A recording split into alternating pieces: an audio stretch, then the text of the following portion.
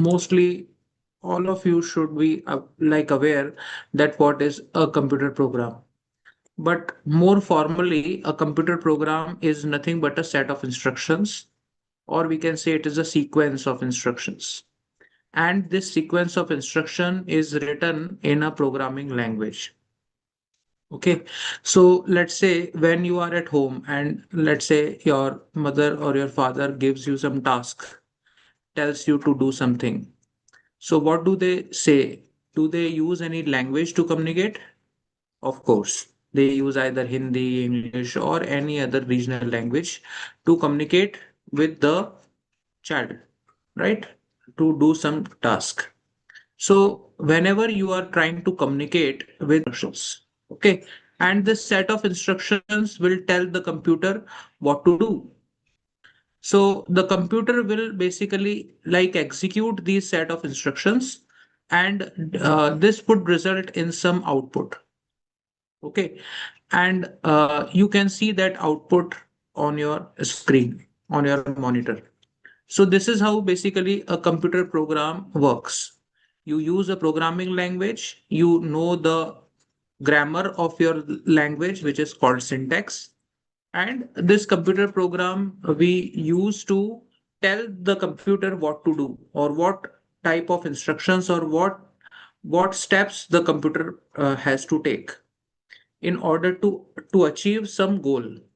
So let's say you want to add two numbers, or you want to subtract two numbers, or you want to print your name on the screen. So how will you tell the computer? By a set of instruction. But how would you write that set of instruction? You will use a programming language for that. Okay. So when you are writing the set of instructions using a programming language, you have to keep in mind that what should be the sequence of these instructions. Okay. Let's say your mother tells you to make a cup of tea. So when you are making a cup of tea, can you execute all the steps in any sequence of your choice? Let's say you choose to first of all like put tea in the pan. Okay, can you do that? Simply put tea powder in the in the pan and then turn on the flame. Is it the right way to make tea? Possibly not, probably not. uh, you know that how to make tea, right? So first you will put water, perhaps then you will put tea powder. So there is a sequence which you have to follow. If you don't follow that sequence, your output will not be the same as you want. So if you want to get the right output, that get the correct output, it is necessary to follow a sequence of steps. And that sequence of step is called algorithm. So what is algorithm? And we can define an algorithm as a sequence of steps, as a set of steps, which have to be implemented to achieve or to perform a given task. That is what you call an algorithm, right? So is this definition clear that what is an algorithm and what is a computer program? So we can say that an algorithm is a way to, or a computer program is a way to implement an algorithm. Can we say this? The procedure of making tea can be spoken in any language. A person who knows French, then for him, if you want to tell him how to make a cup of tea, you will speak French. But will the step vary? Will the method change? No, the method will not change. Only the way of implementing that method or the way of representing that method will change. So computer program is a way to express your algorithm. Okay. So hopefully all the learners should be able to understand that what is algorithm and what is a computer program. Okay. So all of you, many students are writing to explain in Hindi. That is not allowed. Speaking Hindi is not permitted. So I am trying to use a very simple English so that you can apprehend, you can understand, and you can follow it. Okay, I'm not using any tough words. Okay, so please try to understand what is being told here. I will not use any tough words because I also know that how it feels being a student when you are subjected to a new language. Okay, so I'm trying to keep it simple as far as English language is concerned. A computer program. So computer program is mostly in a human readable form. Okay, human readable means it can be read and it can be understood by any human being. So computer program which is in its human readable form, it is called a source code. But so human for making a program human readable, you have to write it in English language. But you tell me, can your computer like understand this English language? Can your computer understand English language? Do you think your computer system can understand English language? Is it possible? Obviously, the answer is no. Okay, computer does not understand English language. Computer understands binary language. Computer understands machine language. Machine language is binary language. What is binary language? Binary language is a language which is expressed using only two symbols, one and zero. So what we need to do now, you write your program in English language, but your computer understands only binary language. So we need a translator. So translator translates your English language into machine language. Okay, and most of the programming language apply or employ a translator called compiler, or they use a interpreter. Okay, so compiler or interpreter are basically translators which translate the source code into the machine instruction. Correct? And then you can use these machine instructions to tell the CPU what to do. So computer will execute this machine instructions and generate your output. So output is not directly generated by your source code. It cannot be because computer will not understand what you want to tell. But if you use translator, you can translate your source code into machine instruction, and this translator is normally in form of a compiler or an interpreter or an assembler. So these are the three primary translators which we use. Like for example, C language. So C language uses compiler. Java language uses compiler. Python uses interpreter. Okay. But we will come to what is the difference between compiler and interpreter. Okay. So hopefully you are able to understand what is a computer program, right? And what is algorithm. I think that this part is clear to you. Shall we move forward? Okay. So now we come to what is an application program. So what is an application program? Application program is used to perform some specific task. It is only meant to do a particular task only. For example, if you talk about a video player, it can only play video. Can it do calculation? Do you expect your video player to do some calculation, to do some trigonometric calculation? Is it possible? Or can you use calculator to draw a picture? Is it possible? What do you think? So the answer is no. No, you have to use these application programs only for that purpose which they are meant to. So a video player is meant to play videos, that it will do. So it will be considered as an application program. Similarly, Paintbrush or MS Paint can only draw pictures, so that will it will do. Okay. Similarly, your calculator can only perform calculations. It cannot do anything else. So these are all application programs. Similarly, Microsoft PowerPoint you use to create slides, web browser to access your web pages. Okay, so these are application softwares. So we can say that all applications are programs. Okay, but a program cannot be an application. Okay, program has to all programs cannot be considered as applications. Maybe there can be system level of programs. So we can say that by only a single program, it cannot be considered as one application. For that, you need a collection of programs.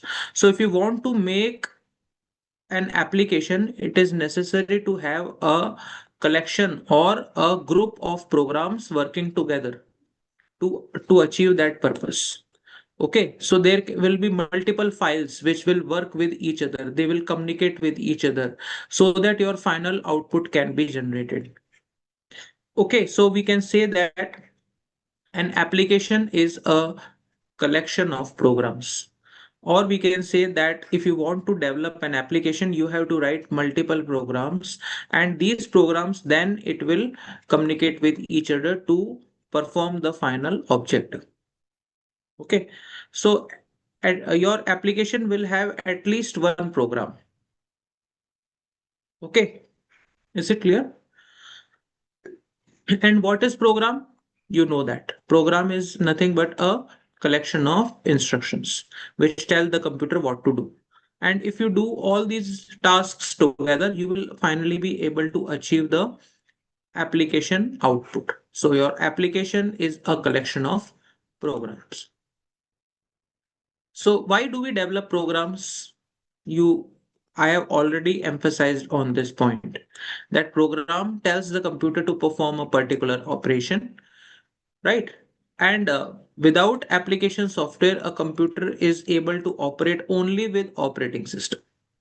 But is it sufficient that you just turn on your system and do nothing? Do you want that to happen?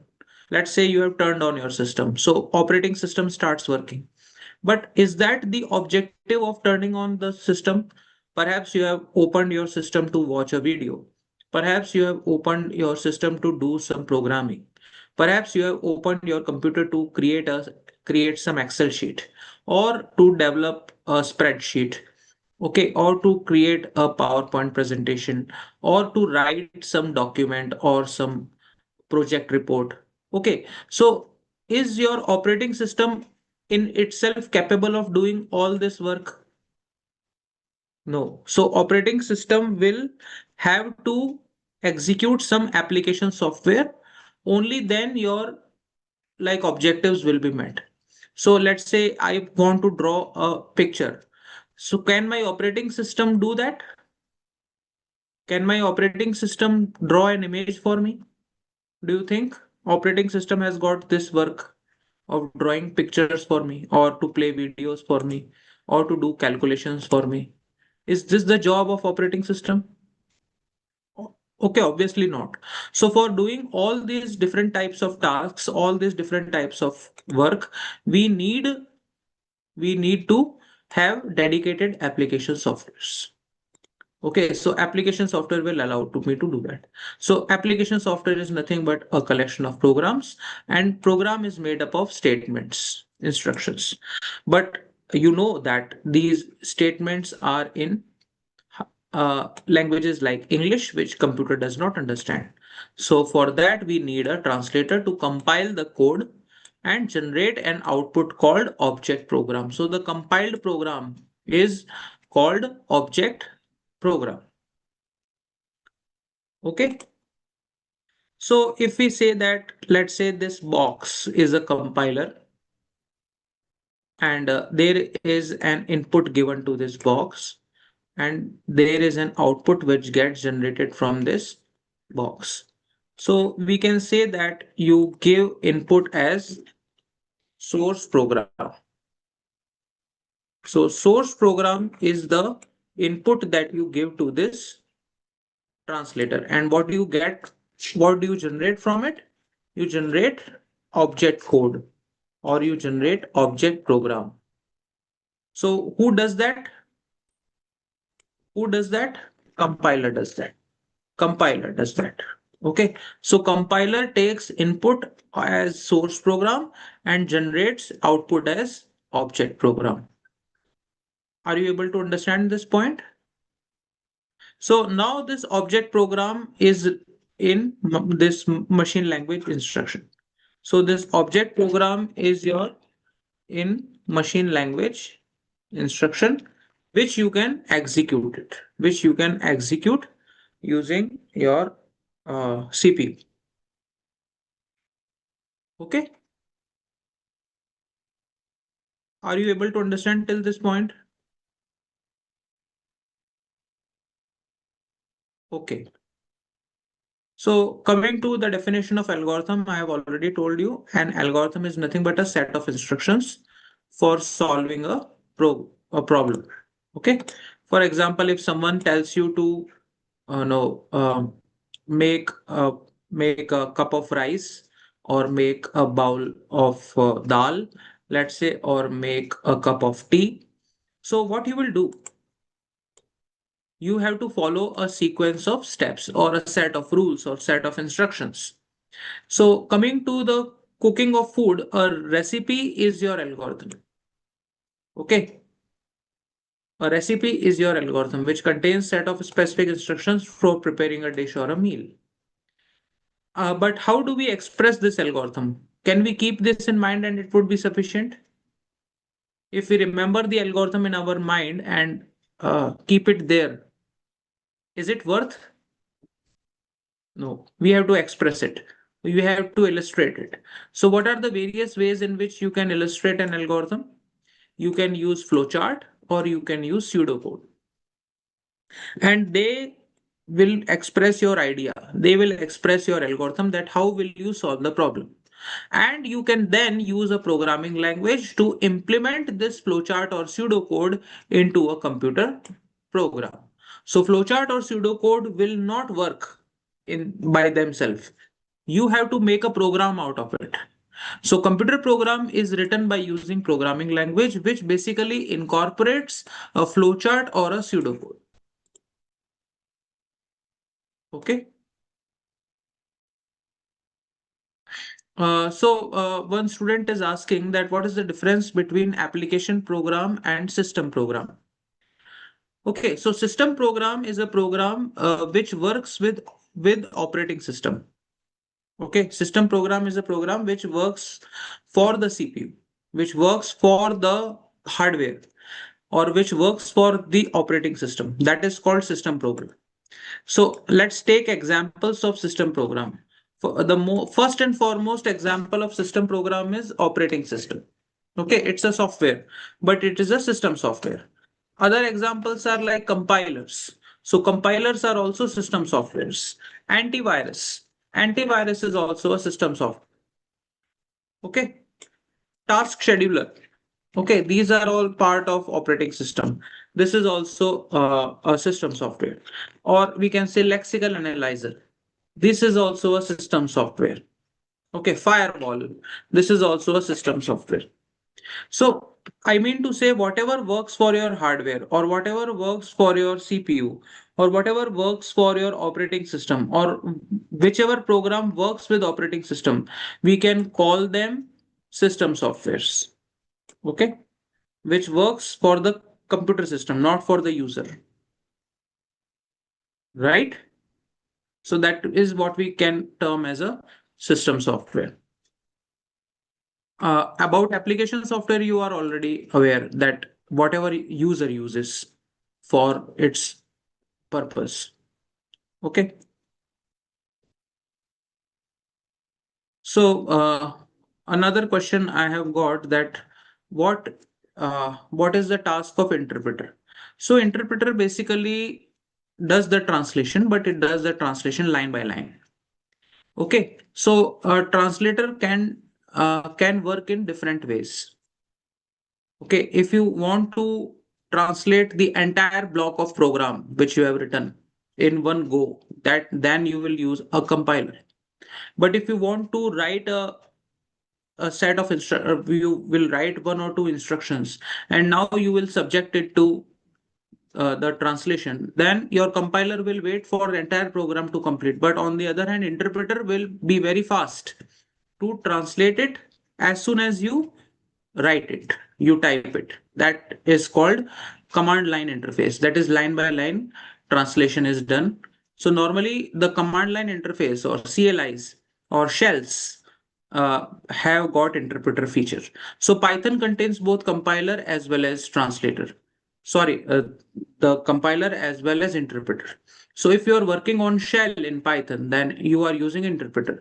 But if you are using scripting mode in Python to write a complete program, then you will need compiler. Okay. I guess perhaps I have answered your question to some extent, but we will keep on raising questions and we'll keep on answering them, but not more often. Let me first of all finish some topic and then we will come to answering questions. Okay. But it is good to see that you people are inquisitive. You are asking questions. That is a good sign. Okay, coming to what is programming language. So programming language is a system of notation for writing computer programs. Okay, like you want to communicate with computer and you want to write computer programs, you want to develop software, you want to develop applications, you want to develop websites, mobile applications. So you would require a programming language. So programming language is used by programmers and we call programmers as developers. So developers write the program and they execute the program to communicate with computer. So programming language will offer you a set of commands for you to develop a program. Okay, so this set of commands will be like offered to you, and you can use some of those commands to make your program. So programming languages, like other languages, have got their own grammar. So grammar is called syntax. Syntax means grammar. For example, in Hindi, you have to learn grammar.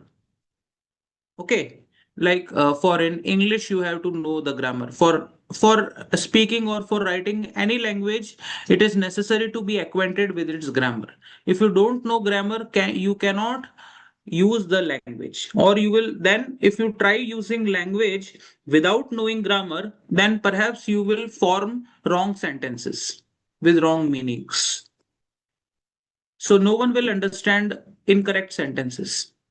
People will tell that okay, you have spoken a sentence, but there is some problem with the sentence. You have not put the verb at the proper place, you have not put the noun at the proper place, you have not put the verb at the proper place, or adjective at the proper place, or pronoun at the proper place. So there is a grammatical error. Okay, so when you are speaking language without sufficient knowledge of grammar, then you will commit some errors. So compiler is there for it. Compiler will catch those errors and it will tell you that, Mister, you are writing this program, but there are a lot of errors in it. There is a lot of syntax problem in it. So such errors are known as syntactical errors, syntax errors. Okay, so if you do those errors, then compiler will put a remark on that particular line number, because you will write a lot of lines of instructions. So let's say on 10th line you forgot to put semicolon, you forgot to put dot, you forgot to put minus sign, perhaps in some language. Then the compiler will say that I was trying to translate it, I could not understand, I could not make out what you want to tell. So it will put that error there and it will notify you while executing, while trying to compile it. Okay, then we have got semantic. Semantic means meaning. Perhaps your grammar is right, but it is not able to make sense. So if you are speaking using proper grammar, but if your sentence is not making any meaning out of it, there is no there is no inference that you can get from it. So it will give you a semantic error. So semantic errors are mostly during execution time because compiler will only check for grammatical errors. But during execution, it will again give you a set of errors called semantic errors or runtime errors, right? So there are two parts of program execution. First, you have to compile it and then you have to execute it. So whatever errors that you get during compilation, they are known as compile time errors. And whatever errors you get during execution are known as runtime errors. Okay, so compiler can only catch grammatical errors. Uh, is this part clear to you that what I want to communicate?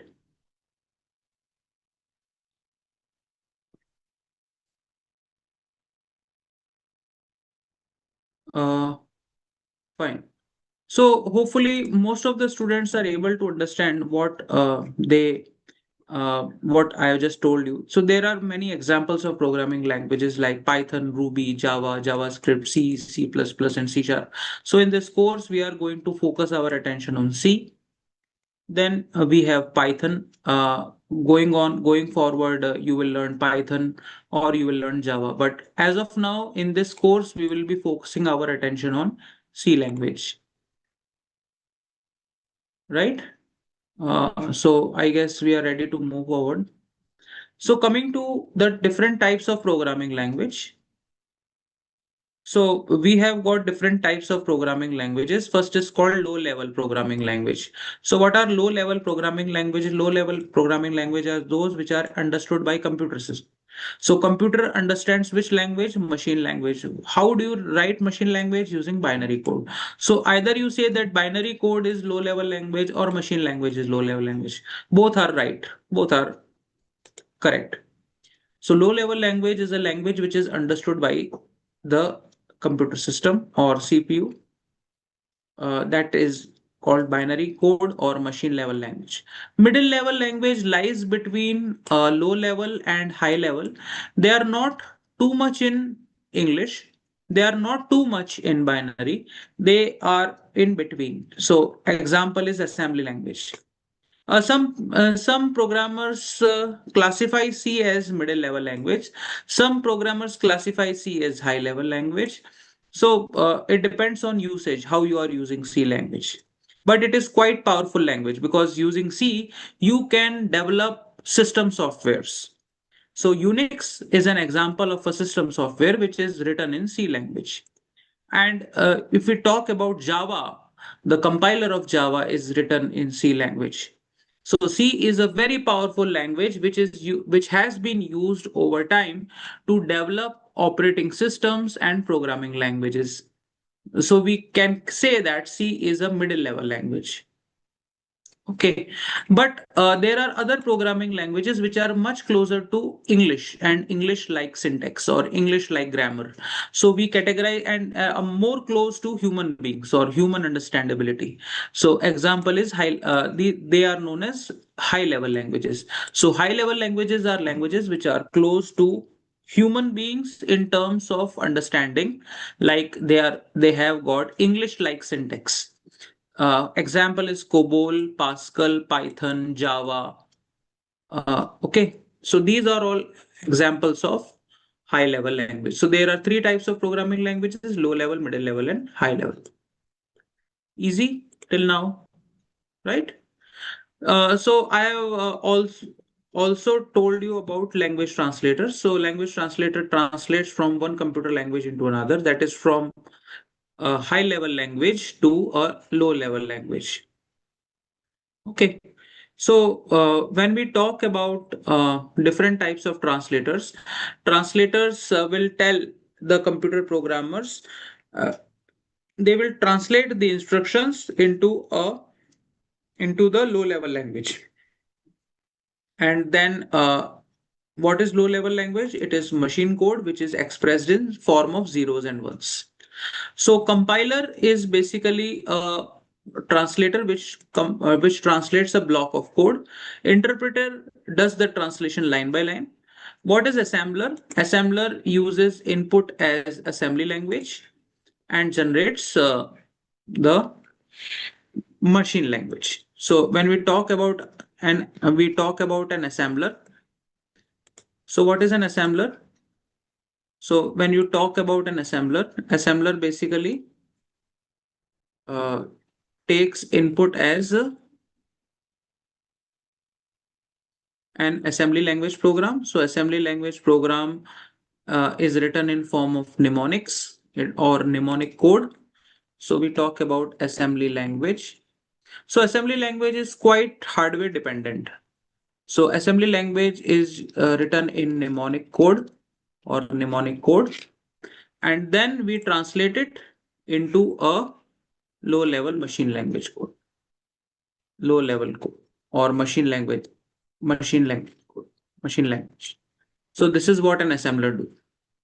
So assembly language is a language which is microprocessor dependent, and we use mnemonics to express an assembly language program, and we use assembler to translate it to machine. So the basic idea of any translator is to generate the so now we come to programming. What is programming? Programming, you all have been just told that to write a program is called programming. Using programming language to implement an algorithmic solution is called programming. So, but before you write any program, is it necessary to understand the problem? It is good to analyze the problem. Okay, do you start making tea even if it is not needed?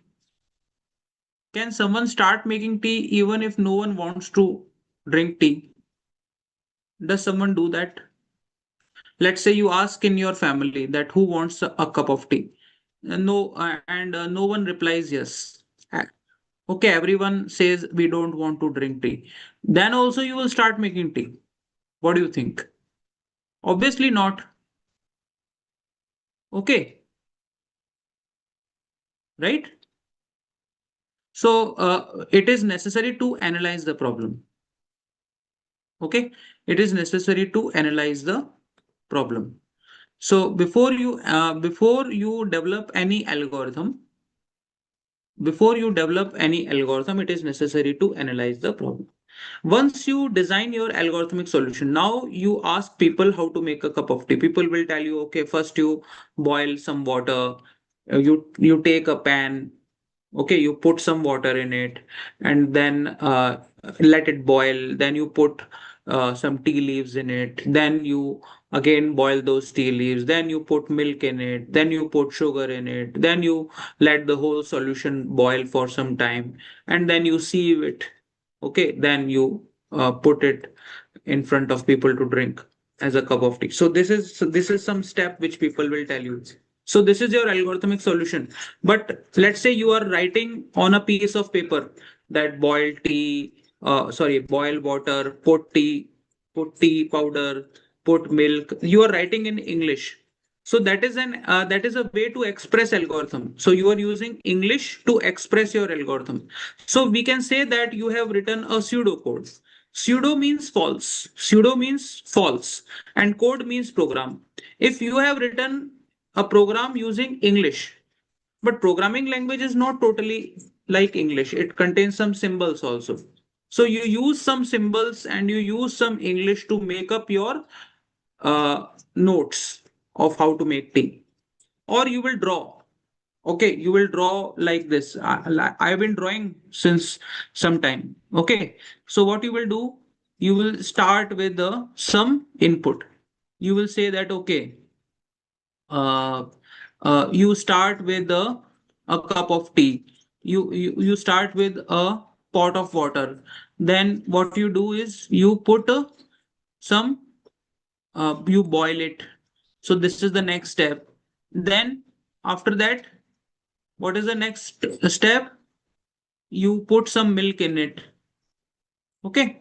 So it means that you are drawing a set of steps.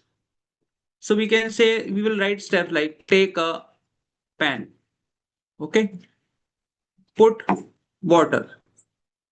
Okay. Then what is the next step? Boil it. Right. And like this, you are continue to write you are drawing some diagram. So that we can call it as a flow chart. So flow chart is a diagrammatic representation. Okay. And then after doing that, you go to the kitchen and start making tea. So then you are using programming language. So programming language is an implementation of flowchart or pseudocode. But after you have prepared tea, you will taste it. How does it taste? Does it taste good? Will people enjoy that tea? Or people will frown? People will say that, oh, what rubbish you have made. This is not tea. This is some syrup. This tastes like cough syrup. So your entire effort will go in vain. No one will appreciate your efforts. So it is necessary to test your solution. It is necessary to test your solution, debug it. Debug, like for example, if someone comes up and say that your tea contains less milk, so what you will do, you will fix it. It's a bug. It's some like error. So you will fix it. How you will fix it? You will put more milk in it. Now someone tastes it and say that okay, there is very less sugar in it. Put some more sugar in it. Then what you will do? You will fix it again. So some errors you can fix, some errors you will not be able to fix, perhaps. Okay, so it is necessary to test and debug. Debug means to remove errors. And then once you have made that tea successfully, you will do some documentation that how did I made the tea? What changes did I have to make while making a cup of tea? So these are all examples of algorithm and their implementation. Okay. Now we come to a simple example of adding two numbers. So how do you add two numbers? You start, okay. So you start and then you declare some variables, because if you want to add two numbers, you have to take two numbers. So someone gives you two numbers. Let's say you store them in variables num1 and num2, or let's make it more easy, a and b. So you take two numbers, a and b. Now what? You will calculate sum. Okay. So how will you calculate sum? A plus B. So whatever sum you will get, you will print it. So you are writing this algorithm in English. But can you use this English statement while writing your program, computer program? Do you think that these English statements will run good in a system, computer? Do you think? Can you write such statements in a computer program? Is it that easy? So obviously no, because programming language have got their own piece of syntax. Programming language will have their own piece of syntax, which uh, which you have to follow. Oh, you want to speed up as in speed up which topic? Some student is saying that I'm teaching too slow, because I have to consider all students. If some students are already aware with this fact, it's okay. But for me, all students have to be treated alike. And I'm keeping in mind that it has to be presented in the most simple format. Okay. Otherwise, I can skip topics, but I should not. Okay. So we have to consider learning for each and every student in the class. Now, coming to flowchart, there are some symbols that I've used. Can you highlight some symbols which I've used here? So here we have used this symbol called oval sign. So oval sign is normally used at the end. Oval sign is used in the beginning, at the end. So these are known as terminal symbols. Okay, oval sign. Then you have used a parallelogram. So parallelogram is used for input output. So when you are taking some input from the user and when you are displaying some output to the user, we are using this parallelogram. Then we have got rectangle, which is a processing box. So here we write some calculation like steps in this rectangle. So we have, and there are flow arrows, control flow arrows. So these are all symbols. So there are total one, two, three, and four. Four symbols we know. so far. First is oval sign, which is known as terminal symbols, which is used at the start and the end. Parallelogram is used as input output box, rectangle as process box. There are other flowchart symbols like diamond, which is called decision box, which we will study later. So now we come to C language. Okay. So what is C language? C language is a language which requires the programmer to or to implement logical thinking, abstract thinking, and then it is also necessary for the programmers to have some mathematical skills. Okay. So mathematical skills and also you have to have some knowledge about this machine language, machine and operating system, because without machine language knowledge or without machine knowledge about memory, RAM, okay, hard disk, okay, file system, operating system, processes, loading, linking, compiling, this knowledge is also necessary. You will be executing mathematical statements. So mathematical skills is also necessary. Okay, logical and abstract thinking. You have to think out of the box for solving problems. Okay. More some students are again like iterating the fact that I should teach in this Hindi, but unfortunately it is not permitted, and it is also I'm trying to keep the pace slow, but also please I would request rather to the students to note down. Okay, if you are facing difficulty, try to write in pen, take a notebook, and uh, uh, like write whatever I am teaching.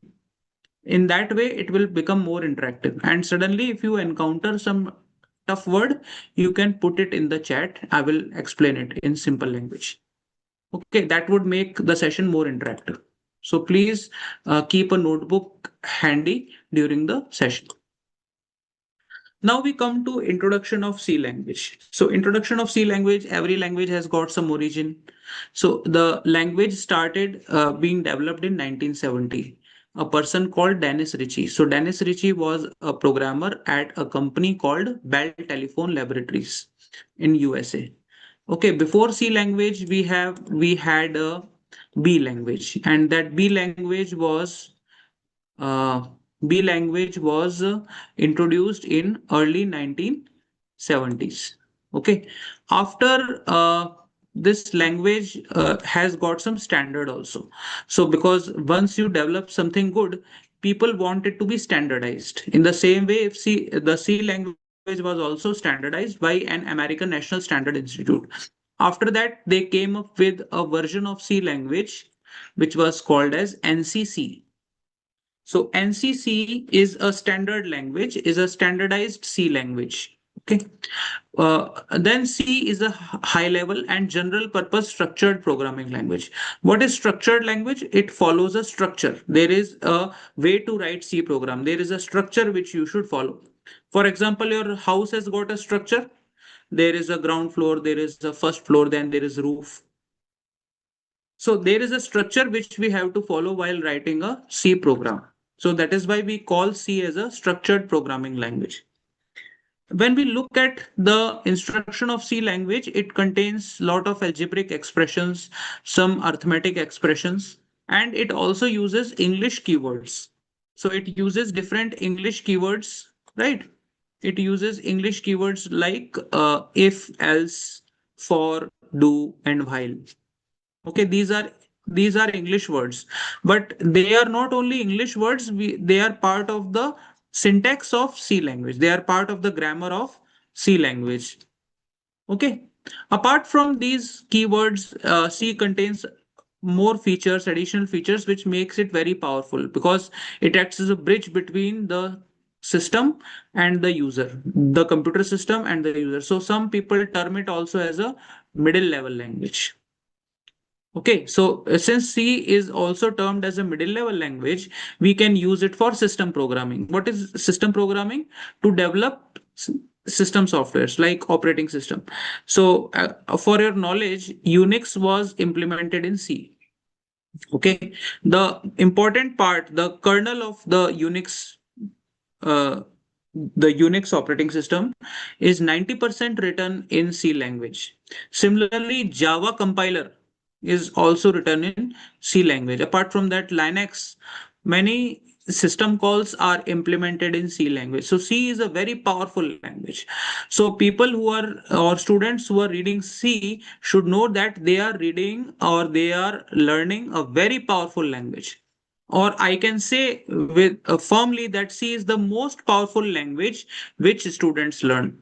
Python is also not that powerful. So, and most of the syntax of Python is also inspired from C. So, Python, we can say that Python is built over C language. Okay, Java is built over C language.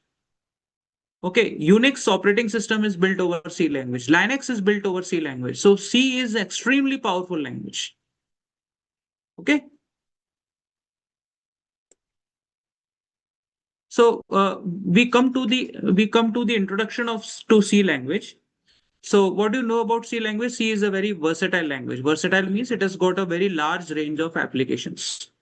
And it also helps you to learn other popular programming languages like C++, C Sharp, Python. So some students are asking that which language is easy. So if you ask me which language is simple, English, Hindi, French, what do you think? So you will say, sir, Hindi is very simple. Then I will ask why Hindi is simple. Because we have been learning this from childhood. So I will say that this does not make Hindi a simple language. It is all about practice. So if you practice some language for a long period of time, then that language will become simple for you. You ask any foreigner who has sought an admission in some university in India to learn Hindi. Okay, he just go and ask that person. He will say that Hindi is very difficult. If you ask which language is simple, he will say French, he will say German.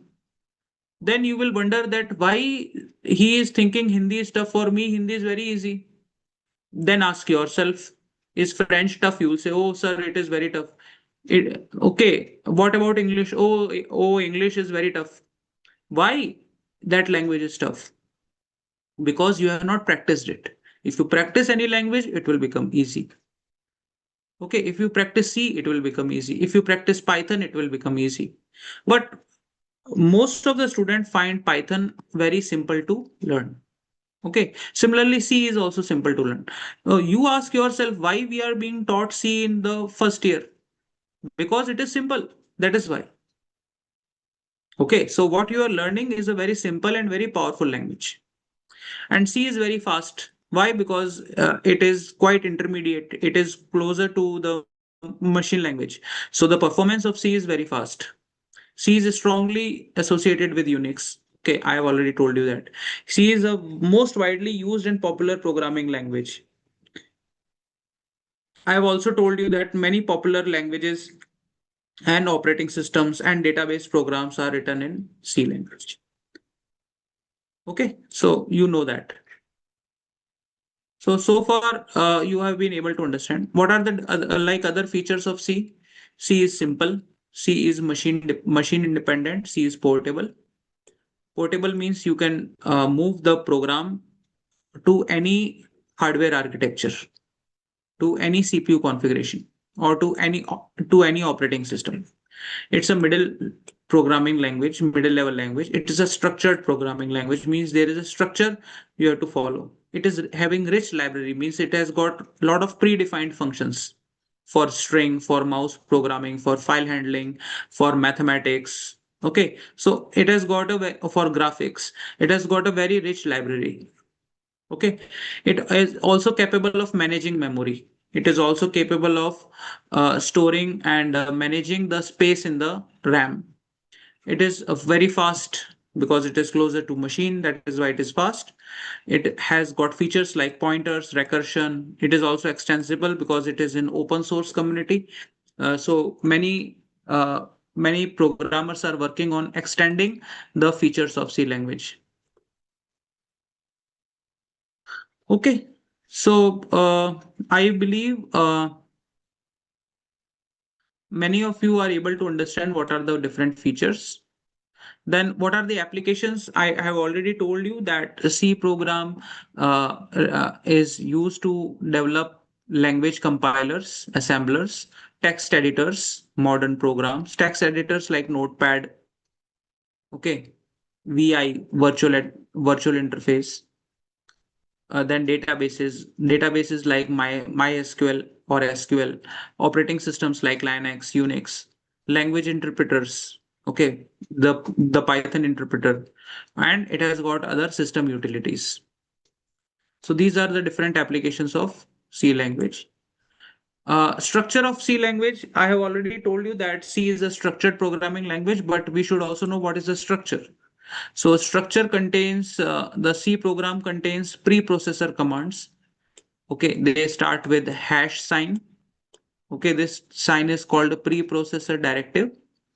Then we have functions, we have variables, okay, statements and expressions and comments. We will come to all of these structural parts later on.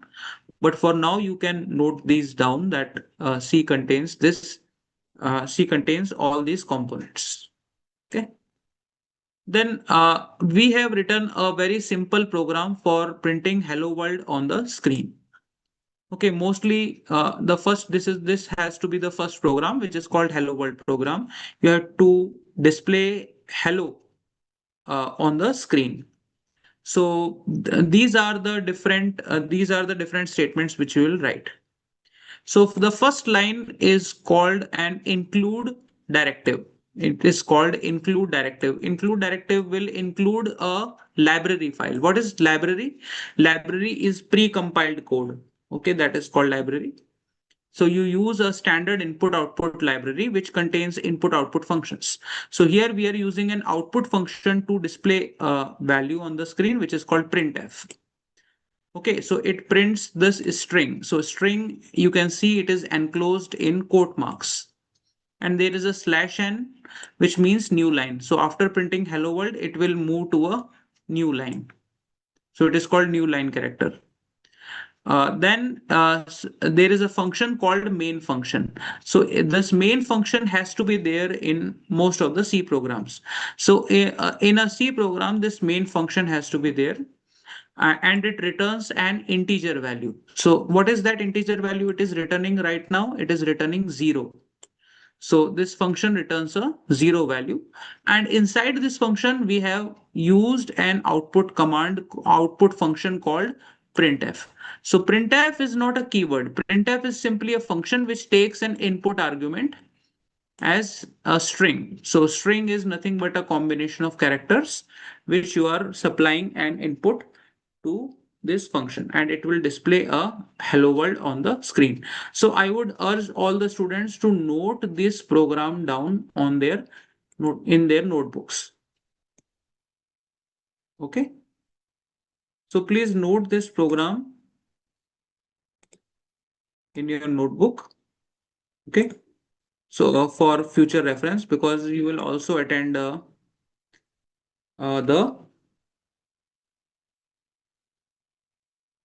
lab session for this course. Okay, so this is a program which we have to understand. So, right, there are other parts of it. There are some more terms associated with it. Some students are asking because I guess they have already studied C language in their schools or some basic course they have done. So they are asking other questions, but I would definitely address them. I have noted your queries down, but this is not the appropriate moment to address because if I address your queries, then other students will think that what is being taught. So I have noted your queries where when the time permits in future lectures, I will definitely answer them. Okay, please don't ask advanced questions. Only refrain to this learning from the session. So I will ask some review questions. So what is a programming language? You can type it in your chat box, answer me. These are some review questions to test whether you as a students have learned what is being taught today. What is a programming language?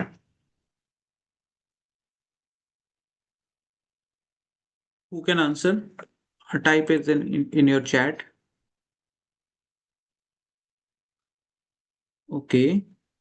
So Ekta has written programming language is a means to communicate with machines. Very nice. Or we can say programming language is a way to implement a program.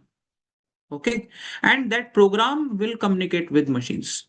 So programming language provides you a set of syntax, a set of grammatical rules. It offers you different features to write a computer program, and using that computer program we will communicate with machine. Okay, knowing English or Hindi is not sufficient. You have to use English or Hindi to speak something. Okay, let's say you know some language, you know this English language, but you will remain quiet. Then what is the use of knowing English language? You have not spoken any word, you have not given instructions using English. So is knowing English sufficient?